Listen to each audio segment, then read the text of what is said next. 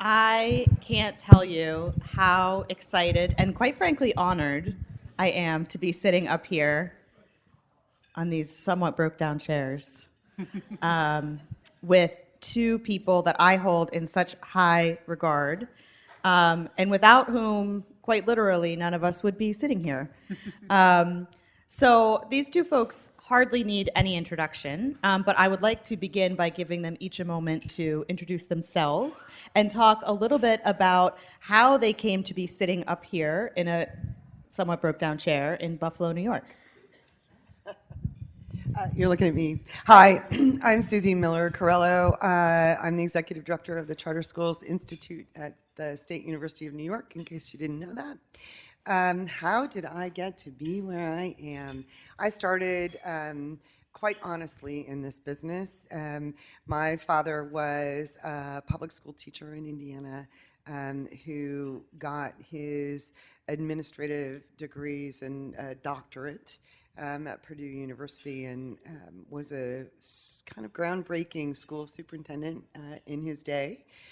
Started programs for formerly adjudicated youth or expecting mothers, which was not done. In the 60s and 70s, if you were a young woman who ended up pregnant, coming to a program that welcomed you and your newborn was not a thing that was done. So I had this father who seemed very conservative to me, who broke some rules along the way, and inspired me to become a teacher. And so I started in my career as a teacher and have had the support and opportunity to learn from a bunch of folks, some of whom are in this room, that brought me to where I am today. And I'm really thrilled to be here. I'm David Frank, and I got in this work. I was working for a charter advocacy and technical assistance organization in New York City, and I wanted to get into the fast-paced world of charter authorizing. But I'm a product of the district school system in New York City, and I actually had a great experience. I went to a school in an upper middle-class neighborhood, and I never understood why children in my schools had all the opportunities that children in the same system in New York City didn't. And so we had beautiful schools with lots of resources, but only a few miles away, schools were crumbling. There were no extracurricular activities. And so that's why I got into education reform, although now it's a little bit of a dirty word. I'm here at SED also to make a difference across the state. Well, it's not a dirty word in this room. So, although if there are others that you choose to use later on in the conversation, I think we'll say it's a safe place. So, you all have both had years of experience in the charter sector in New York and elsewhere, but in particular, of course, in this room is most interested in hearing about New York. What do you think have been some of the biggest changes over the years, and what do you think is coming next? So when I first started in charters, we had far fewer charters here in New York. Now we have, I think, 356 charters across the state. But we're also, this year is the 20th, or last year was the 20th anniversary of charters, and we see a lot more innovation now. We see schools are more willing to push the envelope, to think about instruction in different ways. Also, I think a big difference is people are also willing to think more about innovation in terms of the organization of their schools. And so we see a lot more educational service providers, a lot more CMOs, of course. Back before 2010, I don't think there were many, if at all. And so people are realizing that they can think outside the box, but also they don't need to reinvent the wheel, that there are organizations that can help them to go from good to great, and that they don't have to do this alone.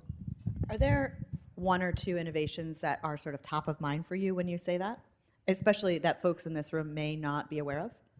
Yeah, so people coming together, and particularly in New York City, but people coming together to think about interesting service delivery options for students with disabilities. And so we both authorize a network of schools called Democracy Prep, where they saw that children with a disability who maybe were in a more restrictive environment needed more supports. The parents wanted them to be in the charter school setting because that's the option they chose. And so instead of sending them back to the district, they decided that they're going to create a program within Democracy Prep to allow students to have the intense interventions within that setting. And then as they would develop the skills necessary to go into a less restrictive setting, they can go back into the math class that's mainstreamed. But they might need some more support with ELA instruction, so they were in the program for ELA. Also, we're seeing more and more that people are sharing resources. So now we see schools, particularly here in Western New York, are now finding great service providers. So whether that's financial service providers, related service providers for students with disabilities, and they're sharing the salary of these people, or they're saying, well, I can't afford a full music therapist, but let's split them with another school. And so those are the kind of innovations we want to see. And we really want schools to push the envelope, to push our thinking as authorizers, but also really to think about how we can get great outcomes for kids with the autonomies that charter schools have. Can I talk a little bit about you? I think one of the questions was maybe what's coming next. Yeah, absolutely. One of the things that there are many things that kind of grab me by the gut and pull me out of bed every morning because we get to work with folks like you, and it's pretty exciting. One of the things that we are in the very nascent stages of is working on something that, for lack of a better term, and I'm taking suggestions, we're calling active ingredients. I think in New York, in a number of ways, all of you have shown really strong pathways to how we can measure the academic growth of students and schools using standardized measures, right? We've been through the standards movement and the testing movement, and we think we understand a little bit more now about growth and being able to look at that picture of how schools do with children, and we like that. I always preface this with saying we really like reading, writing, math, science, and the arts a lot. And we're going to keep making those priorities in terms of holding schools accountable.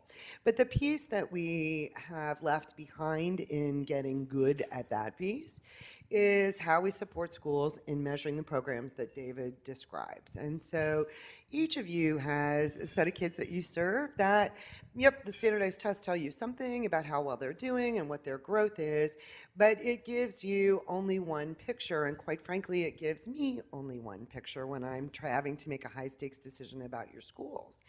And so what we've done is get a little support from one of the foundations, and we're pulling together some authorizers from across the country to get smart about how we create an architecture to credibly count and report out and hopefully replicate the other things you are doing for students, the active ingredients that it takes to get them ready for reading, writing, math, science, and the arts. So as an example, some of our schools have internship programs or performance portfolio programs, and over the years we've gone in and there are not always consistencies with them, or there are large inconsistencies with them. And it's been difficult for us to kind of say, oh, this is really credible. Let's use this as a component of what we're doing for renewal. And so you have shied away, and we have shied away from putting those things in your accountability plans and other pieces, because it's like, well, if our portfolio program crashes and burns, if the internship program stops, I don't want to be responsible or accountable for that.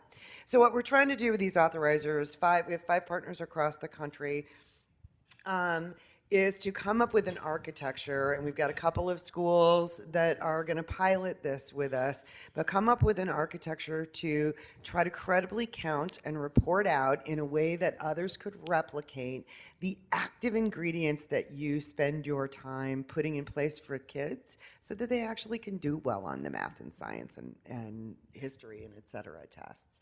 So I think in terms of what's coming next for us, we're really trying to blossom in the way we take those snapshots of our schools every 5 years and share with the rest of the state how well you're doing.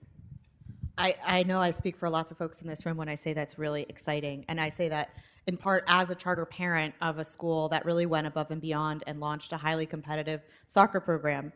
And it really is not core to the reading and writing and math, which is why I chose the school, but it enriches my life and my children's life so much. So just as a quick follow-up question on that, when you're thinking about that from the authorizer perspective, is the idea here for schools to sort of quote unquote get credit for those things that they're doing? Would those programs, and to what degree then would those programs ever offset a challenge in their academic performance? So this is a great question, and one that we have all the time when we talk about this. So will the State University of New York Board of Trustees ever say you have a really super kind of parent education food backpack program for the weekend, and so your math scores can be at 2% of your students being proficient? Probably not. But here's what does happen is that schools over their lifespan, either early on or sometimes after 20 years now, sometimes after 20 years, hit a stumbling block. And those standardized tests show a picture of a school kind of going, and what I'm hopeful we can do is illuminate the story of those scores, right? What other pieces did the school put in place that are beginning to show they're the leading indicators of some success on standardized assessments that we've just not paid attention to before? So I am hopeful that they will tell the story of a school, let's say a school that's 10 years old and coming to renewal, and their original founder is gone and they kind of are trying to build their muscles back from that it'll make the renewal process a smoother process because we've credibly captured how they're doing on other measures. That's great. So when you all think about charters across New York, and in particular sitting here in beautiful and not snowy Buffalo, New York, thank you, Buffalo, for that, here on this beautiful day of April. What do you think that the audience here today, who's made up mostly of schools from Buffalo and Rochester, should know about what's going on with charters in the rest of the state? And then if you were sitting in a similar room, somewhere in a larger city somewhere to our south, what might you say to them about what is going on with the charters in Buffalo and Rochester? I think one of the biggest failings that we've had as a charter sector is that we see ourselves as Western New York or Central New York or New York City. The problems of practice that all of you have in your schools, the political realities that you're dealing with, are by and large the same as our schools on Long Island or even in New York City. Sure, there are some differences, more funding, less funding, more money in the political system, less money in the political system, but the issues that you have, the problems that you have with your districts, are the same problems that people are having here in Buffalo, in Rochester, in Syracuse, in Albany, in New York City, in Riverhead. And so I really encourage you to break out of the silo, your regional silos, and to think of yourselves as New York State charter schools rather than just a Buffalo charter school.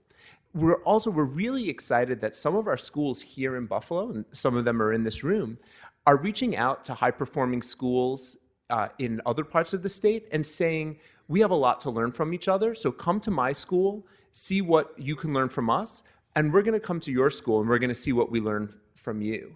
And we're really excited about that. And so we're more than happy to connect schools with each other.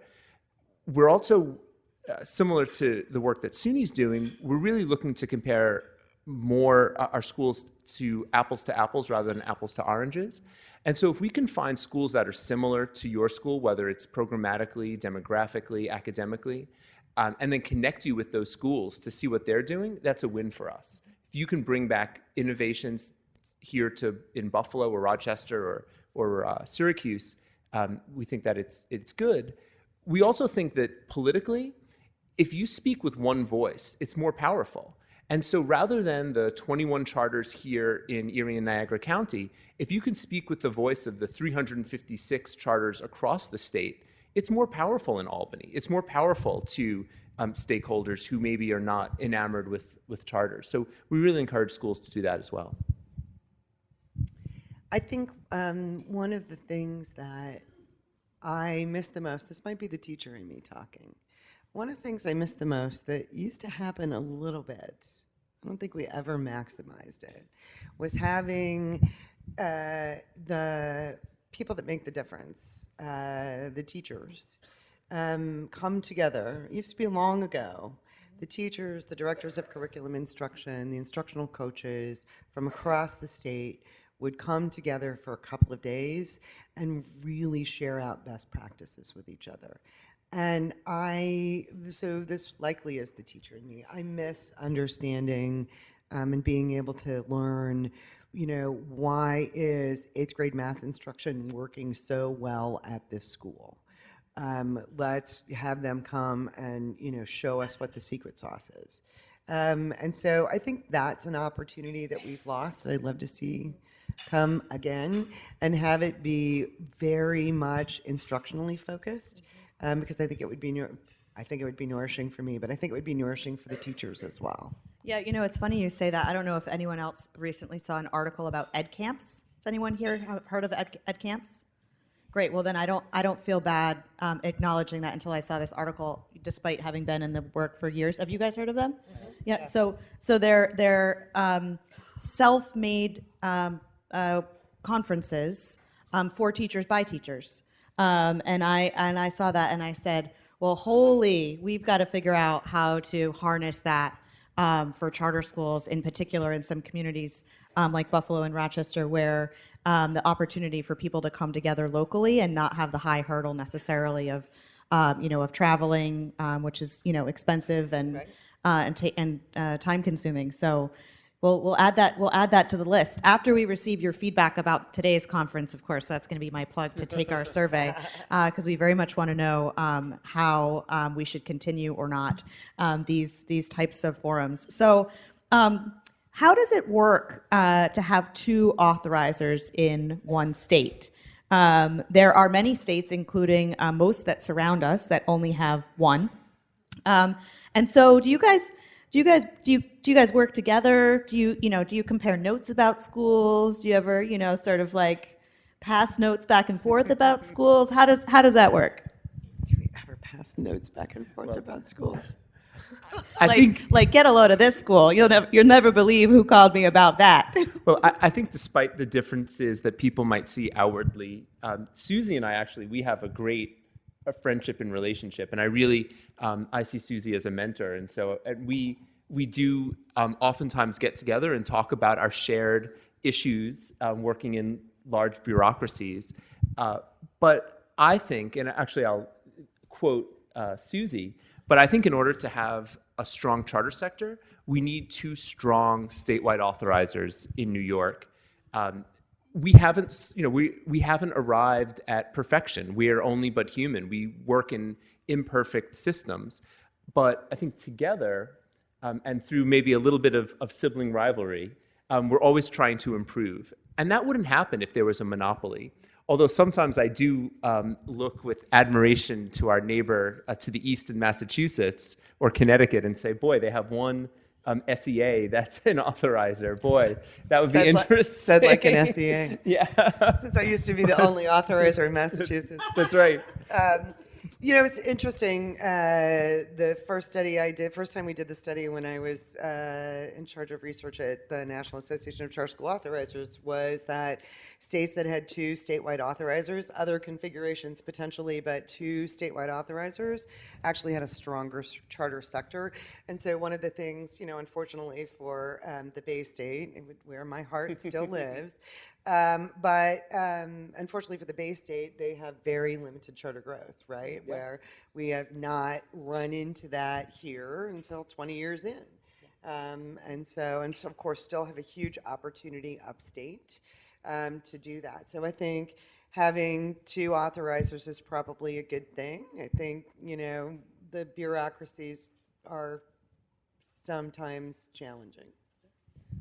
I would just add that we're also, because there are two authorizers, there are differences between them. And just like I hope all of us in this room believe in school choice, there's also authorizer choice here in New York.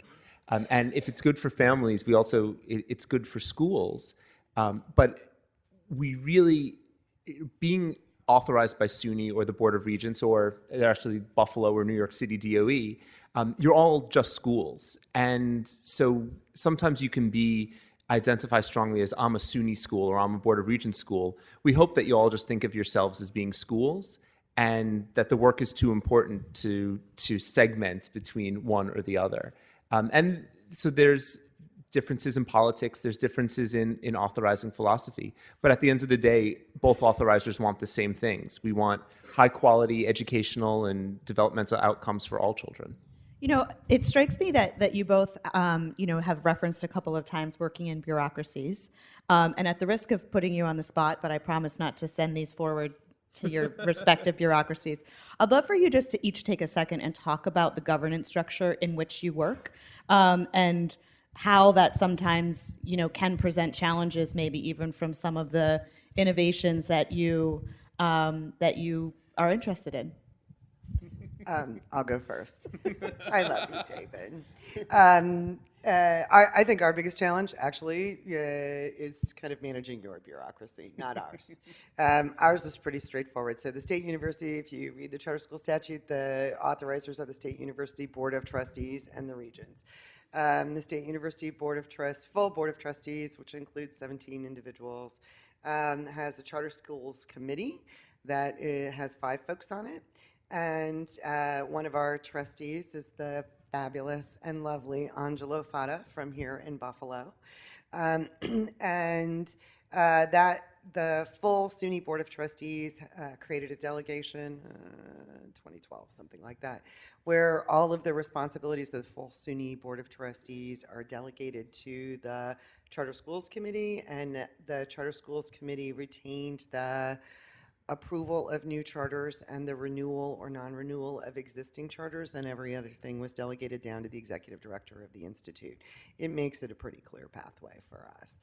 For us, I will say that our friends up the hill, if you've ever been to Albany and know where we're located versus where they're located, our friends up the hill,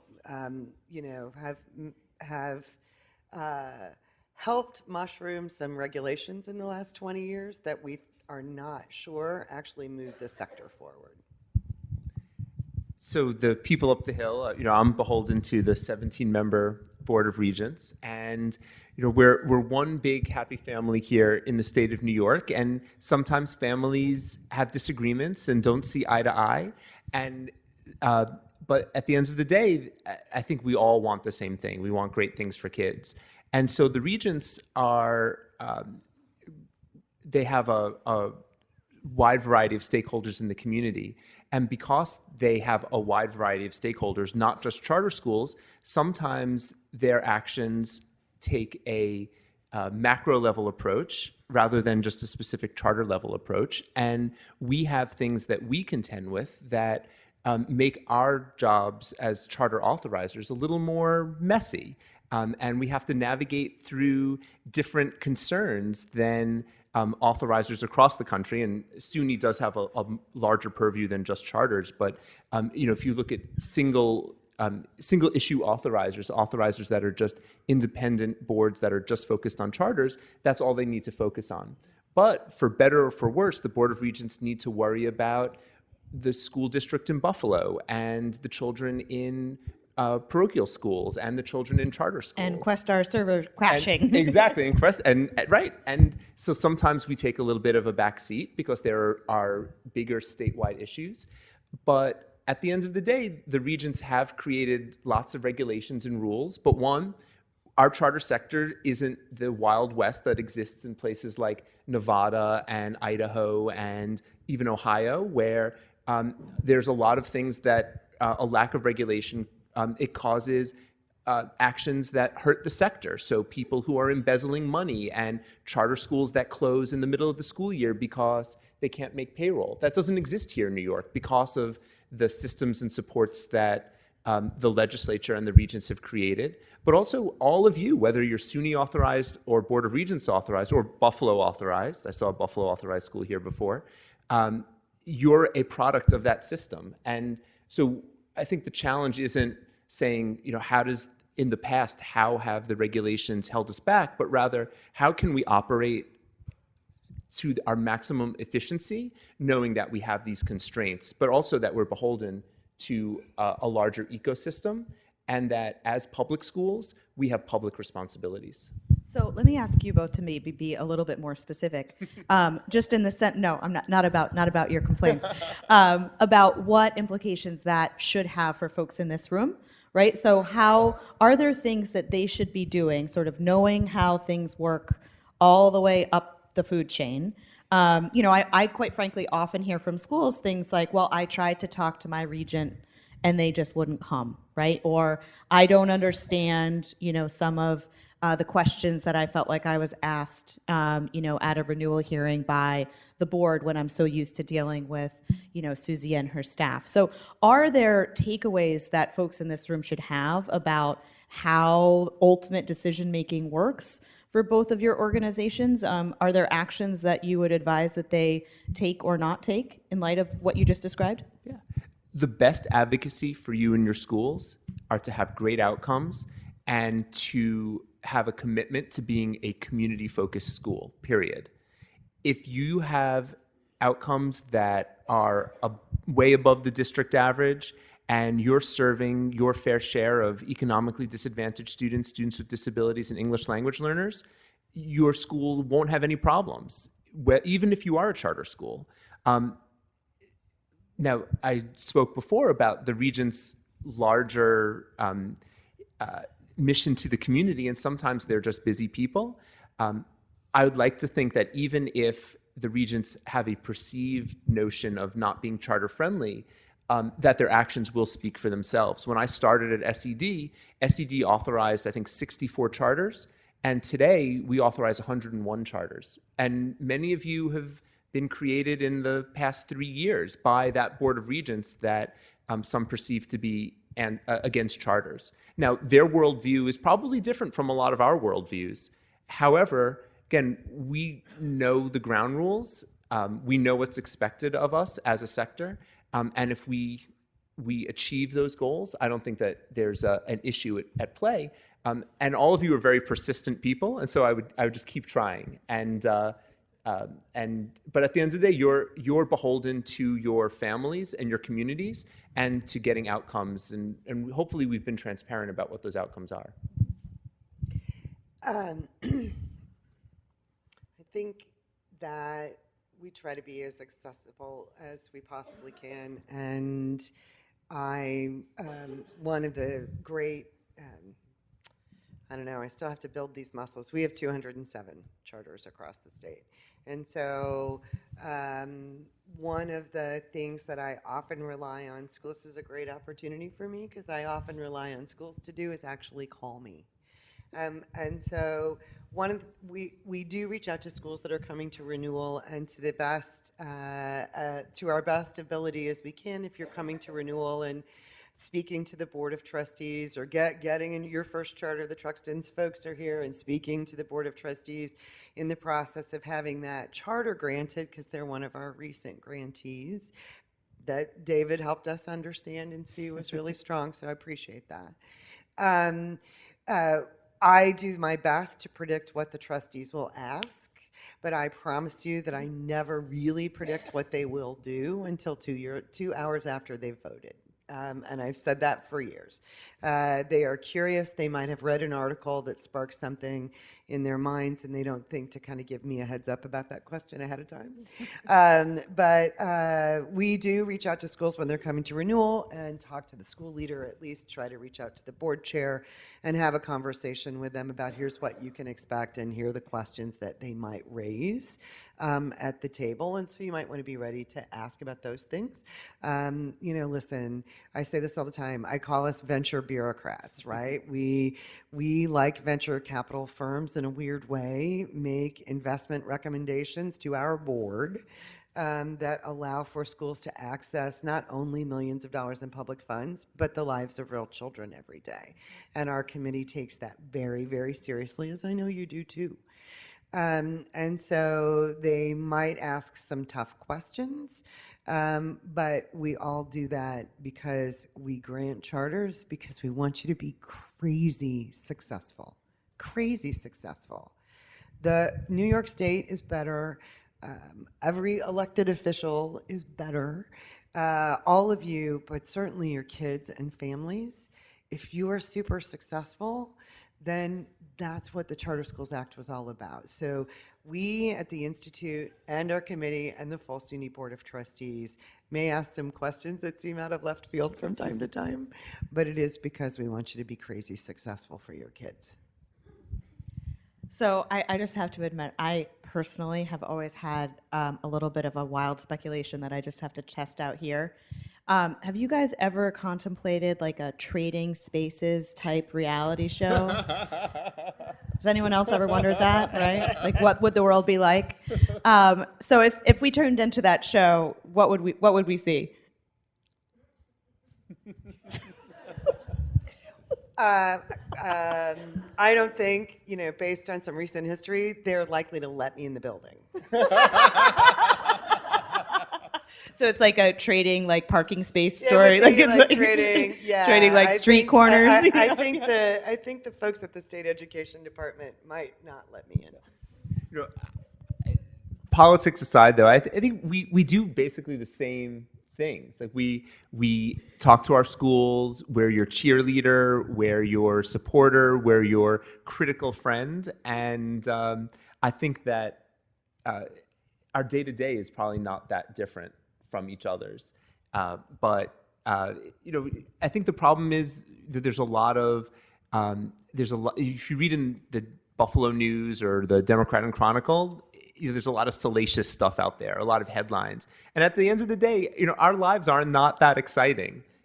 We're looking at test scores. I was just dawning on me, maybe I am trying to trade spaces because I just bought a place near David's parents. So maybe I'll go be the kid. And no, never mind. Well, I think the best thing for me is, though, I would be in heaven trading spaces because Susie's office allows dogs, and I can't bring a dog to my office. So that would be my. It's true. We are a dog friendly and Carrie Rislow baby friendly workplace. This is what I was also going to share. I don't know how many folks know this out there, but you guys are both avid dog lovers, and so David, I know, take a quick opportunity and share your dog, your love for your dog. I do have a love for my dog. His name is Bryson, and he's a 2-year-old lab. But we'll say, as much as I love Bryson, Susie's husband loves Bryson just as much. It's a sad truth. So. Yes. Yeah. He loves Bryson more than our 2 greyhounds. Well, thank you for indulging me in that thought experiment for that moment. So curious, because you also, I know, collaborate with your peers and talk with your peers outside of New York. So looking outside of this state, what are some of the things that you're seeing and anything that you think that this room should also be aware of or thinking about? I don't know if it's nationwide, so I will count it as outside of the state, and it's not specific to authorizers, but you all are plagued by not finding the key to the magic closet where all the really great instructors live. I mean, maybe raise your hand if you found it. But we have such a challenge across this country with finding really great teachers and keeping them interested in staying in the classroom. And it is a national, I really believe it's going to reach a crisis proportion at some point pretty soon. And, as somebody who started out as a teacher, it was the best job. If you sit next to me when I'm scrolling through my Facebook page, I have all of these kids who now have kids who are in 2nd grade, which is just crazy. All of these adults who were my students, that it was such a super way to start off my professional life. That I think one of the things that we need to do, and SUNY's been trying to do this, is to really encourage more and more people to take up the opportunity to spend their life, or at least days of their lives, with the fabulous young people we're all trying to serve. So that is a big concern of ours, a big concern of mine, and would love to continue that conversation with any of the leaders in the room. We're part of collaborations nationwide to bring resources and funding here to New York, and so we were we partnered with authorizers from across the country to apply for federal grants to not only fund our thinking around some of those leading indicators or of academic success, active ingredients, thank you. But also, New York is now the recipient of the largest CSP, the charter school program grants in the country.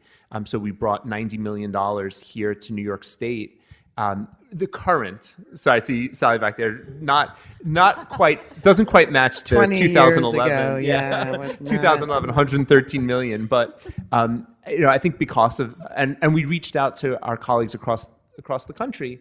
But we're also, we're always looking to improve our practices. And so Susie and I speak to authorizers across the country together apart and are saying, how can we be better authorizers? But also, how can we get some of those best practices from outside of New York here to the state and to There are do best this hard work? practices outside of New York? Maybe just in Massachusetts. Okay. But yeah. But we won't tell anyone else that was said here. Thank you. Here in Buffalo. What happens in Buffalo stays in Buffalo.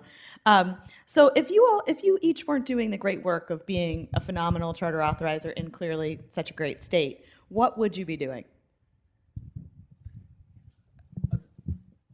Yeah, I think I would probably be a teacher. That's what I was doing before all of this, and it's rewarding. And I was talking to Aaron before about our shared love of history, and so I've always wanted to.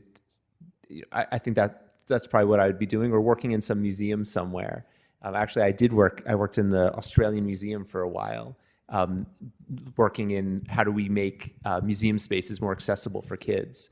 So that's important work too. Or my husband and I, we owned a restaurant for a few years. Yeah, in Manhattan, a cafe. What kind? And A it's cafe? really, yeah, a Like little cafe, and or French sandwiches and whatnot. And so it's hard work, but it's really cool to Let's see, what is create it, 46 something. State Street, Albany, New York? That's where we're showing up in that kitchen That's or right. something? That's right. That's right. Honestly, I would have been a marine biologist. That would have been my other career. And I'm not done yet, so I might be. Stay tuned. All right, so we have some questions from the audience that I'll switch to without hopefully dropping all of my notes. So, what do you see as the biggest challenges or opportunities with new leadership in the New York legislature? Which was I don't think written by someone from NYSED. So I'm really curious about the answer too. You guys might know that better than we do. We always say this, full disclaimer, we don't lobby. We are from time to time contacted by elected officials and their staff to provide information, but we are, as a state agency, not allowed to lobby. So I don't want anything to be misconstrued.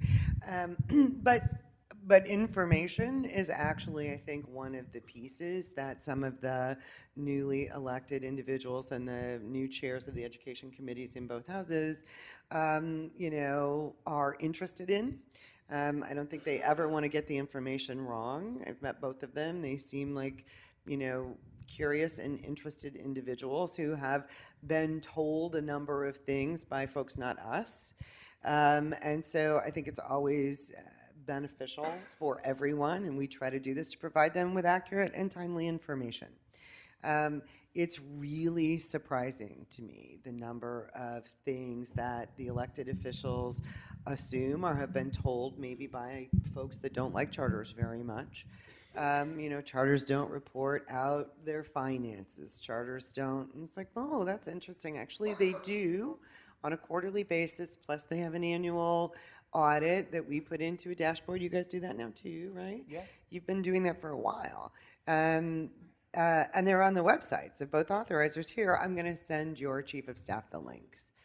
And they usually really appreciate that information. They want to understand how it's broken down. And so, especially with elected officials being new, if you have local elected officials that are new, or maybe not so new, but might be hearing about charters again in a different way, it is a super opportunity for you to go explain, just provide them information. And if there's ever any kind of larger statewide information that we can provide, there's an awful lot of stuff on both our websites. And pick up the phone and call us. We'd be happy to make sure that you got information. We have fact sheets, some other things that you can take with you. Again, just to provide information about what it is you actually already are responsible for doing. I think it's a great opportunity to make new friends and to reintroduce ourselves as a charter sector. I think there's a lot of misinformation on who charter leaders and charter schools are, who you educate every day. But to go to your local elected official, who again might be new or might be old, and reintroduce your school as a community-based institution that serves all children, particularly our kids across the state that are most at risk, is a great opportunity. And again, you're not alone in this. You have your authorizers, you have information that you can get from us, but you also have organizations like the Northeast Charter School Network. Why, thank you, David. You're welcome. But it also, I think we can, as a charter sector, there's also a lot of things that you can be doing at the local level that's more proactive than in the past. All politics is local, and so what are you and your boards doing to introduce yourselves, to dispel some of those myths? Are you going out to your local elected officials' district offices? You don't need to go to Washington or Albany or to meet these people. And then I think importantly, what are you doing to empower your parents to say, to allow them, to give them the voice to be able to say, I'm a proud charter school parent and I want this choice for my child. And so at the risk of, blowing up fireside chat protocol, I would also give a shout out to Aaron, who'll be sending all of your schools a fact sheet about your local elected officials that you can hang up in your main office, you can share with your families, because we also see a way that we can help you be resources to your families to make their voices heard. And so if any sort of a barrier is not knowing who they are or how to contact them, we want to take that first step in eliminating that. I'll also super awkwardly shout out Wayne Lair in the back. Wayne, if you could acknowledge my awkward shout out. Wayne is one of two of NESN's professional lobbyists who works on a daily basis in Albany to advance the charter issue. Introduce yourself to him, invite him to your school, tell him how you want your story told, because he desperately wants to do it. And if he doesn't, he just found out that he did. Also, on that note, if you haven't had an opportunity to visit our video booth, we really want to capture the stories of upstate schools because we think that there is a huge opportunity to tell your stories more and better, to change the narrative about charter schools across the state and dispel some of the misperceptions about that have grown over the years, because of some factors that aren't necessarily taking place at your schools. All right, so back to the questions, having blown that protocol. What is the worst part of your job? See, I went into this work wanting to make friends, and I think I went into the wrong line of work. But I think the hardest part. You have lots of friends in this room, David, right? Show David that he has friends here, right? Yeah. Oh, thank you, everyone. Thank you. But in all honesty, I mean, the hardest thing is that this work is hard, and to see people struggle with some of the, there's a lot of BS that you have to deal with as school leaders, whether that's political or in terms of getting resources, and to see school leaders struggle with those things rather than focus on what's really important, teaching and learning, is one of the hardest things for me. It's also we are unapologetic about being an outcomes-based authorizer. And so we have high expectations for our schools. And as Susie said before, we are your biggest, we're big cheerleaders of you. We want you all to succeed, but we also know how important this work is. And so we want outcomes from all of you. And when we bring you to the Board of Regents and we're able to give you a full-term 5-year renewal, no one is prouder and no one looks better than we do. And when we have to bring our schools to the Board of Regents for a non-renewal, no one is sadder and no one looks worse than we do. I've had to sit in front of the Board of Regents for many of your schools and say, what Buffalo, what Rochester, what Syracuse needs is another, name the school, and they've agreed with me. And then when we have to bring you forth and the renewal outcome isn't what you want, and certainly not what we want, and to have those, and then having to convey that to you is really tough for us. So that's probably the worst part of it. And I'll say, although you didn't ask it, I think the best part of it is to see our schools succeed, to see you doing work that, getting results for kids that have been forgotten, getting results for kids that districts or other charters or whomever haven't been able to get results for, is amazing. And the best part of my job is to go into your schools and seeing your teachers teach and your students learn, and that makes me really proud. I'm going to disagree with you that my job is really hard. Compared to this job, my job is pretty- pandering to the No, crowd. I mean, it's But just... yeah, I agree. It's true, right? See, Brian, I mean, I have this understanding of what a first year at a brand new school is like, not as the founding leader, but I have an understanding of it, and I am blown away. And I, for the reasons you listed, love hearing from you. Someone said to me earlier, you didn't come to our most recent visit. And I was like, well, there's 207 of you and there's one of me. And if I come to your visit, you should start to worry because now there's so many schools. I go to the board meetings when there's a problem. But when we get invited to read to a class or talk about our path to and through college or any other opportunity, we love to get invited. So I will put this out there as a please invite me to your school. I would love to come and be useful and not just be the bureaucrat that's monitoring you to do your renewal. I so wholeheartedly agree with both of you. One of the perks of this new role that I've taken on, the absolute biggest joy I've had in the last few months is visiting so many schools. Even as a school leader, and so let me just make this momentary plug. I always meant to visit other schools. It was sort of always the thing I was going to find the time to do, and never quite got around to. It is so inspiring and exciting, and just rejuvenating. So if you can find the time to visit someone else's school, really make the time, because it really is like. It reminds you, on the hardest days, like why this work is the best work. Absolutely. So here's another one from the audience. What are you doing to support and advocate for upstate schools in particular? And there's a parenthetical here, in the context of the New York City charter cap and no upstate facility funding. So we try to support our schools through transparency of standards, letting you know what is expected of a Board of Regents authorized charter school, by helping to connect you with resources. Many of you work with Susan Gibbons, and our staff is here to understand how you can align your work with those standards, but also how you can connect with other schools or other service providers to solve some of your problems of practice. We also are more than happy to come in at any time and to talk to you informally, formally about how we can support your work, but also how we can connect you with other educators who are involved with the same issue or dealing with the same issues that you're dealing with. In terms of New York City, there's a lot of great schools in New York City, and we encourage you to talk to them and break down some of those silos. But there's also a lot of great schools here in Western New York, some of them district schools, some of them parochial schools, some of them charter schools. And so we encourage you to do that as well. There are actually 99 charters left outside of New York City, so there's lots of room for growth. Just like we think that having multiple authorizers drives quality, we also believe in choice for parents, and multiple charter schools drives quality as well.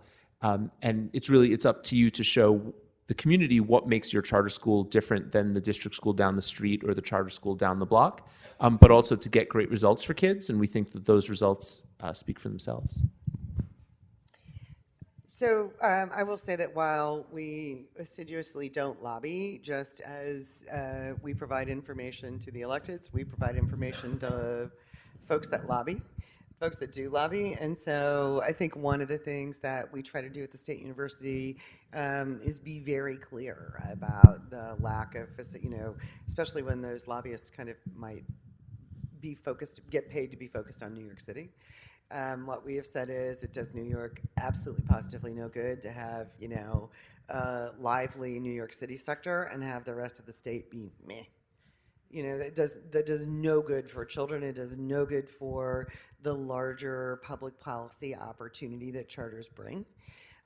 So we're pretty clear about that. I think the other thing, the trustees administer a small pool of funds that are state stimulus fund monies, and I think historically, I shouldn't say historically, but that There's a fund bit of a has not bump grown. for upstate. But there's Yeah. a bump for upstate, and more of the awards tend to go to the upstate schools. We have been pretty assiduous in not allowing that kind of if you're co-located or receiving facilities compensation in New York City, you actually can't apply for these funds because we've tried to, within the policy purview that we have, focus those two small resources on outside of the 5 borough schools. But it's a challenge, and I think it's a structural weakness in the larger advocacy that we are not more aligned between the interests of the New York City schools and the interests of everybody outside of New York City.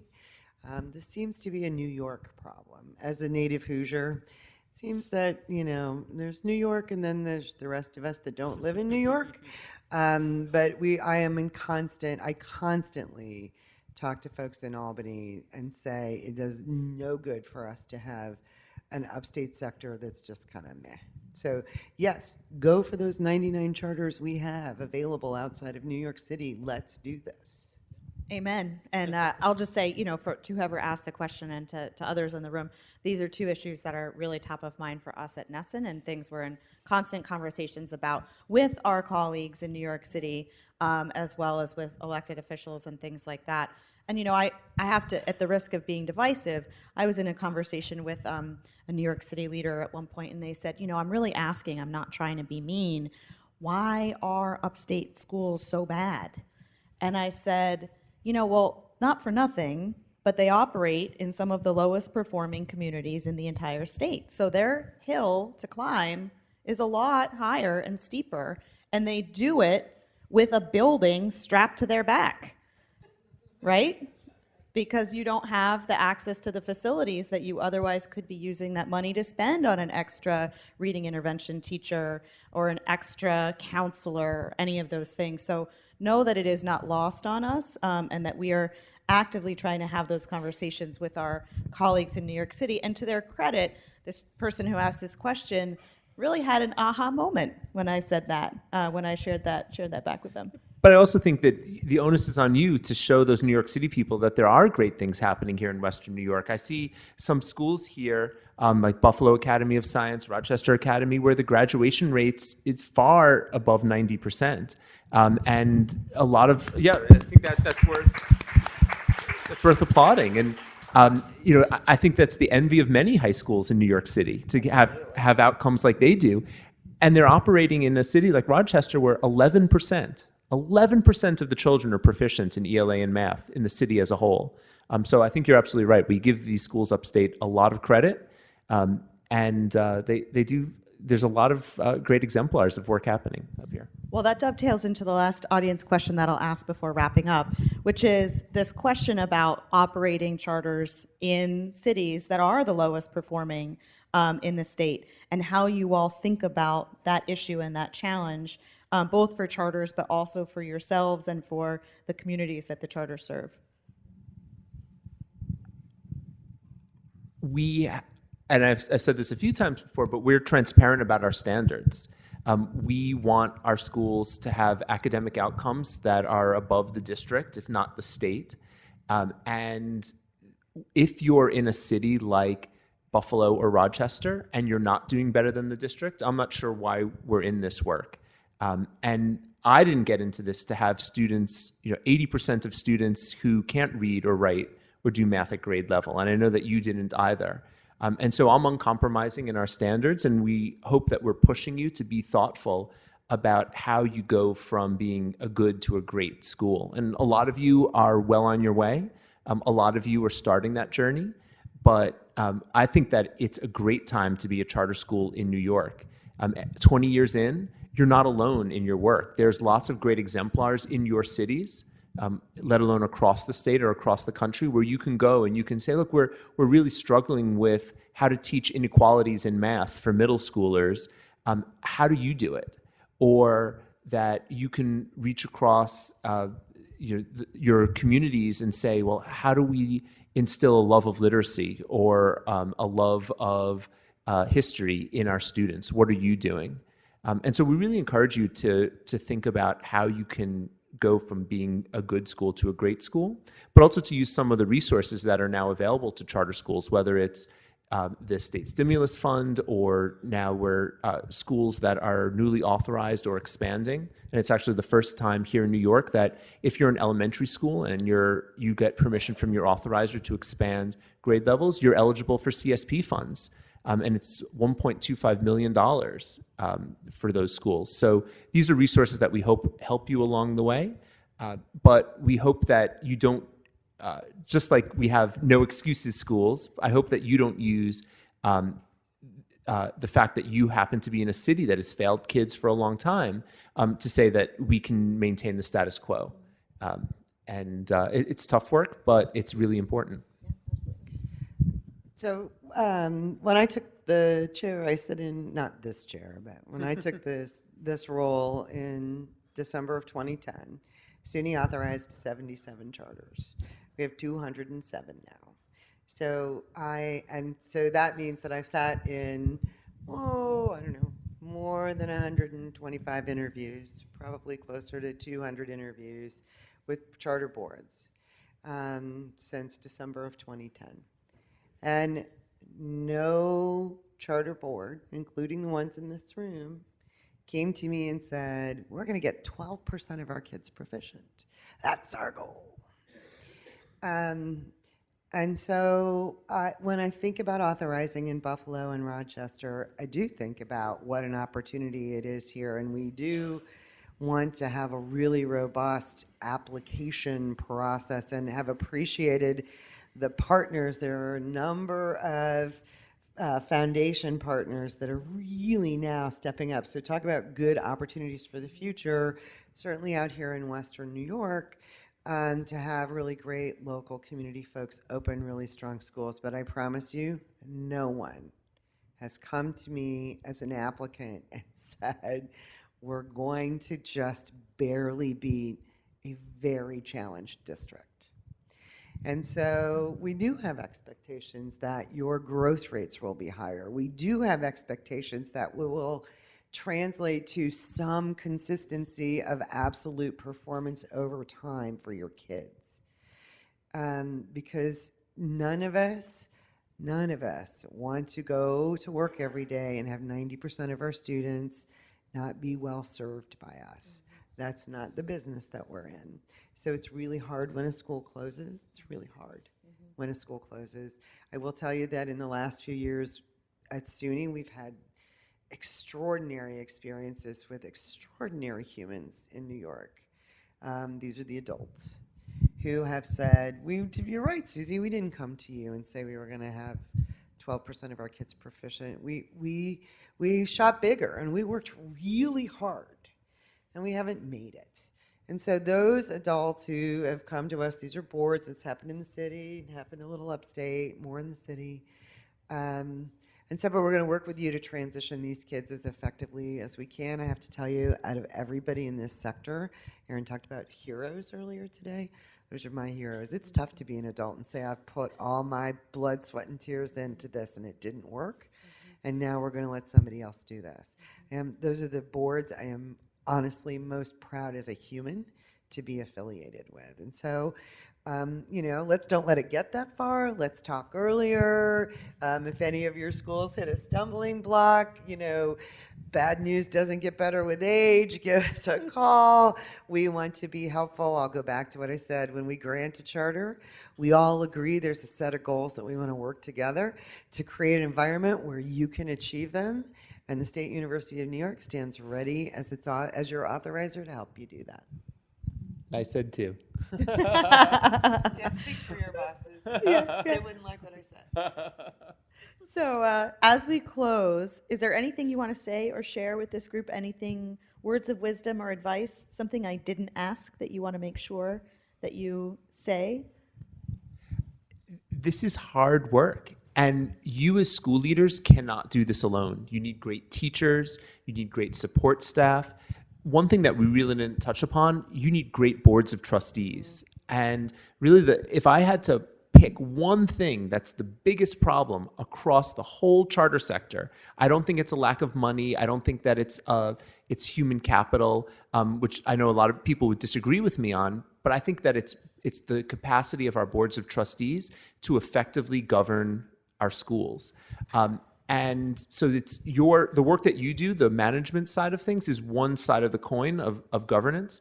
And so I hope that as a community, as a school community and a larger community, we can help tackle some of these problems together. But that means that we have to tackle these problems together. As the authorizer, we know when things aren't working out well. It's very hard to hide that. So we encourage you to be proactive, to work with us, our office, your liaison, and help solve for some of those problems of practice. But also, as Susie said, when it's not working out, we need to be honest with each other about that. But when it's also working really well, we need to help share that and disseminate it. But you're part of a huge ecosystem. Just look around at all the people who've taken time out of their busy schedules to be here to learn a little bit more about how we can be a great system of schools. So I really encourage you to keep them in your Rolodex and to reach out to them, to visit some of their schools, to have people who are advocating for you, like Nexon, into your schools to help best tell your story.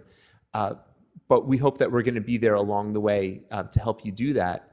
And no one's going to be happier than us, and I think I speak for Susie as well, when you succeed in doing it. Can I just add a little cherry on that? I hope that some of you went to the storytelling session earlier today, because one of the things that I'm really hungry for is the stories of the kids who leave you at the end of the grades that you serve. What happens to those kids? We're 20 years in, and one of the things that we've just not done well as an authorizer is capturing the stories of the children that we're serving.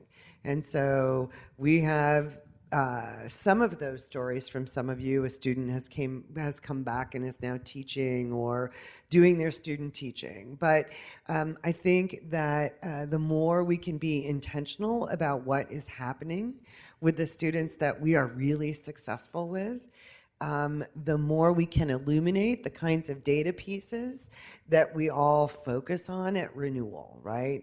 We want a bigger and richer picture of the lives that you're changing. And I just, in closing, have to say thank you. You guys have changed my life.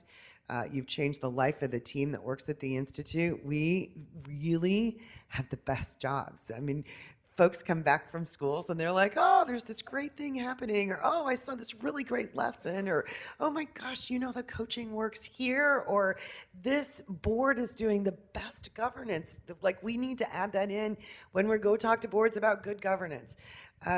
I cannot thank you enough, but please, the one thing I want more of the stories of the successes of your kids. Thank you. So please join me in thanking David and Susie for this opportunity.